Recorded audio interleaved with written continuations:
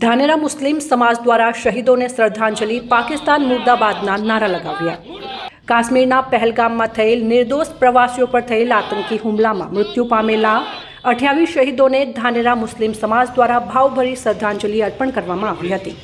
ધાનેરા નગરપાલિકા કચેરીના પ્રાંગણમાં મોટી સંખ્યામાં મુસ્લિમ ભાઈઓ એકત્ર થયા હતા અને આતંકવાદીઓ વિરુદ્ધ આક્રોશ વ્યક્ત કરતા પાકિસ્તાન મુર્દાબાદના નારા લગાવ્યા હતા। સમાજના આગેવાનો અને નાગરિકોએ મીણબત્તી પ્રગટાવી શહીદો માટે શોક સભા યોજી હતી। તેમનો સુનિશ્ચિત આક્રોશ હતો કે આતંકવાદીઓ વિરુદ્ધ કડકમાં કડક કાર્યવાહી થવી જોઈએ અને દેશદ્રોહી તત્વોનો સમૂળ નાશ થવો જોઈએ। ધાનેરા મુસ્લિમ સમાજે સ્પષ્ટપણે જણાવ્યું હતું કે અમે રાષ્ટ્રહિતમાં દેશની સાથે છીએ અને સરકાર આતંકવાદીઓનો સંપૂર્ણ નાશ કરે તેવી અમારી માંગ છે। આ પ્રસંગે ધાનેરાના નજીરભાઈ શેખ અને અન્ય અગ્રણીઓ ઉપસ્થિત રહ્યા હતા। આ સમગ્ર કાર્યક્રમમાં દેશભક્તિનો માહોલ છવાઈ ગયો હતો અને શહીદોને શ્રદ્ધાંજલિ અર્પણ કરાઈ હતી।